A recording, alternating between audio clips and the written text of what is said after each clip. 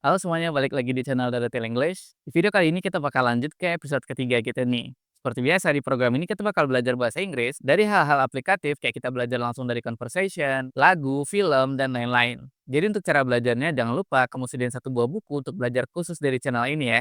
Ya tujuannya sih biar ilmu yang kita dapat di video kali ini kita nggak gampang lupa dan hilang gitu aja ya ilmunya. Oke, di video kali ini kita bakal belajar dari conversation lagi ya. So nggak usah lama-lama, kita langsung ke videonya. Preparing for a meeting. Lisa, I'm sorry for bothering you, but I really need your help. Dia bilang, "Lisa, I'm sorry for bothering you." I'm sorry, maaf. Nah, di sini ada kata bothering. Nah, kata bother itu artinya mengganggu. Jadi, I'm sorry for bothering you artinya, Lisa, maaf kalau aku ganggu ya, gitu. Dan dia bilang, "But I really need your help." Tapi aku benar-benar butuh bantuanmu. Jadi kata really itu artinya bisa sangat, benar-benar, ataupun banget kalau di bahasa Indonesia. Ya contohnya kita juga bisa bilang, I really like this movie. Aku sangat suka film ini, gitu. Of course, Jake. What do you need help with? Nah, dan temennya bilang, "Of course, tentu saja," gitu. Nah, sedikit tambahan dari aku, kalau misalkan pengen bilang tentu saja, selain bilang of course, kamu juga bisa bilang sure. Nah, misalkan temennya tadi minta tolong nih, dan kita untuk responnya kita bisa bilang sure. Dan dia bilang, "What do you need help with?" Apa yang kamu butuh bantuan dengan? Nah, jadi di sini maksudnya, kamu butuh bantuan apa? Atau juga bisa dengan apa aku bisa membantumu? So, Mr. Spencer asked me to set up for a meeting? But I've never done it before. Dia bilang, "So, jadi Mr. Spencer asked me." Mr. Spencer memintaku. Nah, di sini kita ketemu lagi dengan kata verb 2. Nah, seperti yang aku jelasin di video sebelumnya, verb 2 ini kita pakai untuk menceritakan masa lalu. Nah, jadi karena permintaan Mr. Spencer ini terjadinya di masa lalu atau dia mintanya di masa lalu, makanya dia di sini bilangnya pakai verb 2 ya.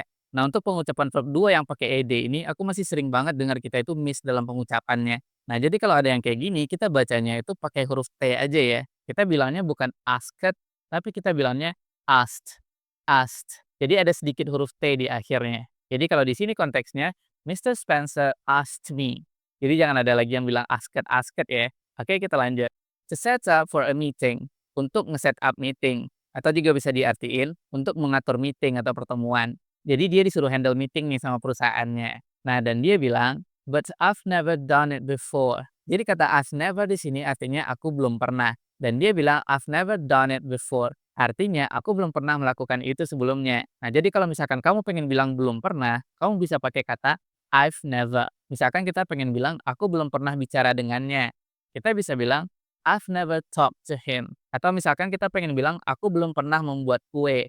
Kita bisa bilang, I've never made a cake. Oke, kalau kamu punya contoh lain, coba tulis di komentar ya. Nah, tapi di sini dia pakai kata done, yang mana itu adalah verb 3 dari kata do. Nah, untuk di konteks ini aku sering banget dapat pertanyaan dari siswa-siswa yang pernah belajar sama aku nih. Kak, kalau misalkan kita nggak ngerti verb 3-nya gimana? Nah, kalau menurut aku pribadi, yang mana aku fokusnya untuk di speaking, dan dalam tanda kutip aku bukan expert dalam grammar ya. Jadi kalau misalkan dalam speaking, kamu boleh kok nyebutinnya pakai verb 1 aja. Dan kemungkinan besar orang bakal paham-paham aja. Misalkan kayak contoh tadi, kita pengen bilang pakai verb 1. Kita bisa bilang, I've never do it before. Atau I've never talked to him. Atau yang terakhir, I've never make a cake. Nah, kalau barusan kita kan pakai verb 1 nih. Nah, jadi kalau dalam konteks speaking yang penting itu kita sama-sama ngerti dan berani untuk ngucapin bahasa Inggrisnya. Jangan sampai cuman gara-gara verb 3, verb 2, dan hal-hal technical grammar lainnya, kita jadi nggak mau atau nggak pede untuk ngomong bahasa Inggris. Jadi intinya dicobain dulu ya. Oke, kita lanjut. No worries. When is the meeting? Nah, temennya bilang, "No worries." Artinya nggak apa-apa. Dan dia tanya, "When is the meeting?" Meetingnya kapan? Tomorrow afternoon. Nah, dia bilang, "Tomorrow afternoon." Artinya besok sore. Nah, jadi kalau misalkan kita pengen bilang besok sore, kita bisa bilang tomorrow afternoon. Kalau besok pagi, kita bisa bilang tomorrow morning. Atau besok malam, tomorrow night, gitu. What is it about? Dan dia bilang, "What is it about?"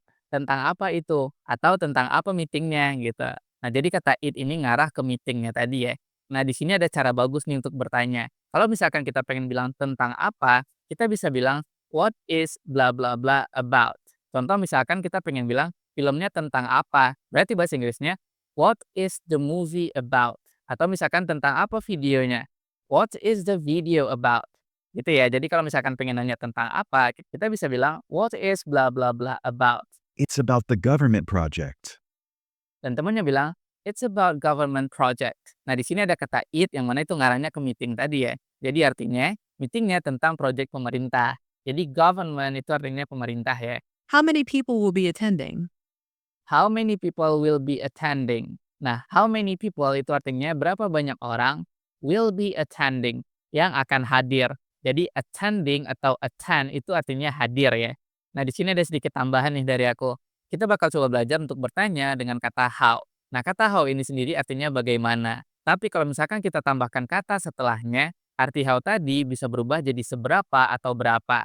Contoh di sini dia bilang how many people. Artinya berapa banyak orang. Nah, contoh lain misalkan kita pengen bilang how long.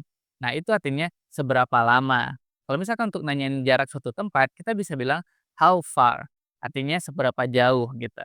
Nah, kalau kamu pengen coba bikin contoh kalimat, coba tulis di komentar kalimat versi kamu, nanti kita coba diskusi ya. 10 people. Nah, dia bilang 10 people, artinya 10 orang. Nah, jadi aku ingetin lagi pelajaran kita yang kemarin nih. Kalau misalkan satu orang, kita bilangnya one person. Kalau misalkan udah lebih dari satu orang, kita bilangnya pakai people. Misalkan 2 orang, two people. Dan di sini 10 orang berarti 10 people. Kalau misalkan banyak orang, kita bisa bilang many people atau a lot of people. Oke, tentang person dan people ini jangan sampai lupa ya. All right. So, the first thing you need to do is book a meeting room. Ask Sasha. Tell her you need a room for 10 people. Alright, baiklah. So, the first thing you need to do, jadi the first thing, hal pertama, jadi first itu pertama dan thing itu hal, jadi first thing, hal pertama, you need to do, yang harus kamu lakukan, jadi need to itu artinya harus, karena di sini dia bilangnya need to do, yang harus kamu lakukan, gitu. Jadi the first thing you need to do, hal pertama yang harus kamu lakukan is to book a meeting room. Adalah book a meeting room. Nah, ada kata book di sini. Biasanya kita tahu book ini artinya buku ya. Nah, sebenarnya ada arti lain dari kata book ini, yaitu book juga bisa artinya memesan. Nah, kalau di bahasa Indonesia kita sering bilang booking ya. Nah, kira-kira book artinya juga bisa kayak gitu ya, yaitu memesan. Dan dia bilang, ask Sasha, tanya kepada Sasha, tell her, bilang sama dia, you need a room for 10 people. Kamu butuh ruangan untuk 10 orang. Nah, kita lihat kata need di sini. Nah, kalau kata need doang itu artinya membutuhkan. Nah, kalau kayak kalimat sebelumnya, dia bilangnya need to. Nah, kalau kita bilangnya need to something, itu artinya harus. Nah, kayak kalimat sebelumnya, dia bilang you need to do. Kamu harus lakukan. Contoh lain, misalkan kita pengen bilang aku harus pergi. Nah, di bahasa Inggris kita bisa bilang I need to go. Atau aku harus makan. I need to eat gitu. Jadi harus kita juga bisa bilang need to ya. Got it. Anything else? Nah, dia bilang, got it. Nah, kalau bahasa Indonesia kita bilangnya, oke, aku paham. Atau kita juga bisa bilang, oke, sip-sip gitu. Nah, dia bilang, anything else? Ada lagi yang lain gitu. The handouts. Do you have them yet? Nah, temennya bilang, the handouts. Nah, di sini ada vocabulary bagus nih. Ada kata handout. Nah, handout ini artinya lembaran-lembaran kertas yang isinya ringkasan materi gitu. Nah, biasanya kalau di meeting kan kita lihat nih, ada beberapa kertas yang dibagiin ke anggota meetingnya. Nah, kertas-kertas tadi itu adalah isinya ringkasan materi, dan di bahasa Inggris, kertas-kertas tadi itu bahasa Inggrisnya handout. Dan dia bilang, do you have them yet? Nah, kata them di sini ngarahnya ke handout tadi ya. Jadi artinya, kamu udah punya handoutnya belum gitu. I haven't printed them out yet. I haven't printed them out yet. Nah, ini kalimat bagus nih buat kita belajar. Di sini ada kata haven't. Haven't ini kalau di bahasa Indonesia kita pengen bilang belum. Nah, kalau di awal tadi kita bilangnya I have never. Nah, kalau have never itu artinya belum pernah. Nah, kalau misalkan kita pengen bilang belum doang, kita bisa bilang haven't. Nah, di sini dia bilangnya I haven't printed. Jadi artinya aku belum ngeprint gitu. Dan di sini secara grammar kita makainya verb 3. Nah, tapi buat kamu yang belum punya banyak vocabulary verb 3, kamu nggak usah khawatir ya, karena di sini aku bakal bagiin ke kamu tipsnya. Nah, buat kamu yang masih nggak punya banyak vocabulary verb 3, untuk di konteks ini kamu bisa bilang pakai verb 1 aja ya. Karena sejauh ini aku coba ngobrol-ngobrol sama orang luar negeri dan mereka ngerti-ngerti aja nih.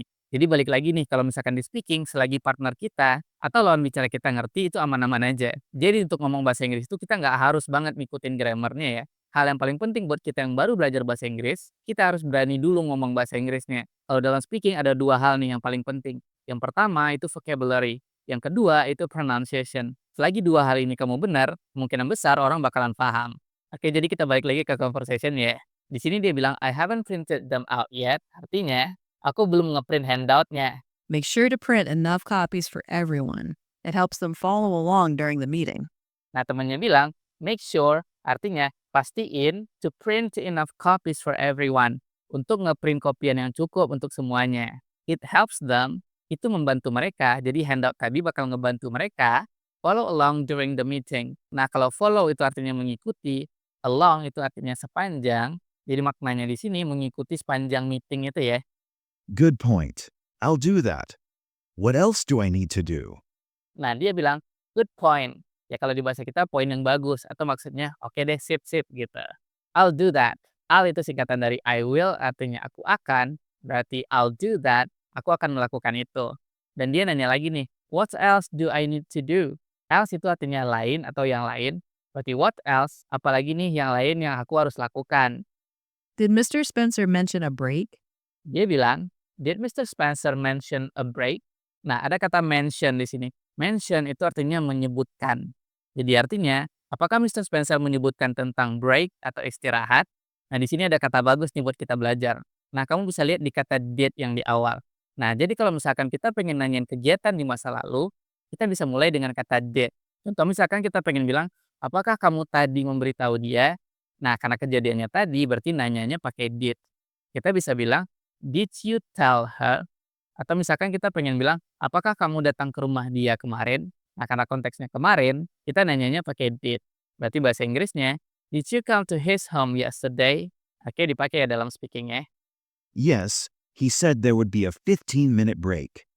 Dan dia bilang, yes, he said. Ya, dia bilang, there would be, akan ada. Jadi kalau ada itu dalam bahasa Inggris kita bisa bilang kata there ini ya. Jadi karena would ini artinya akan, berarti there would, akan ada 15 minutes break. Break 15 menit atau istirahat 15 menit. In that case, you should have some light snacks and drinks ready. Nah, temannya bilang, in that case, di kondisi seperti itu, you should have, kamu harus punya some light snacks, beberapa makanan ringan. Jadi makanan ringan itu bahasa Inggrisnya bisa snack atau light snack. And drinks ready. Dan minuman siap. Maksudnya di sini minuman ya. Where can I buy them? Nah, terus dia nanya, where can I buy them? Di mana aku bisa membeli mereka? Maksudnya makanan ringan sama minuman tadi ya. Just tell Sasha, she will take care of them. Just tell Sasha, bilang aja sama Sasha, she will take care of them. Nah, di sini ada kata menarik nih. Kita lihat di kata take care. Nah, mungkin kita biasa taunya arti take care ini hati-hati ya. Misalkan orang mau pergi terus kita bilang take care. Nah, di konteks lain, take care ini juga bisa artinya mengurus. Jadi di sini dia bilangnya, she will take care of them. Dia akan mengurusnya. Got it. Nah, dia bilang, got it. Aku paham atau sip-sip gitu. Oh, I almost forgot. Make sure you have a list of the participants' allergies. We don't want to serve any allergic food. Nah, terus temannya bilang, oh, I almost forgot. Nah, almost itu artinya hampir. Jadi almost forgot artinya aku hampir lupa gitu. Make sure, pastiin. Jadi make sure ini artinya pastiin ya. You have a list, kamu punya list atau daftar of participants' allergies. Alergi dari para peserta. Jadi artinya di sini, pastiin kalau kamu punya daftar alergi dari para peserta gitu. We don't want to serve, kita tidak ingin menghidangkan any allergic food. Makanan apapun yang menyebabkan alergi. Good point. I'll do that. What time should I arrive? Nah, dia bilang lagi, good point, I'll do that. Oke deh, sip, aku bakal ngelakuinnya gitu. What time should I arrive?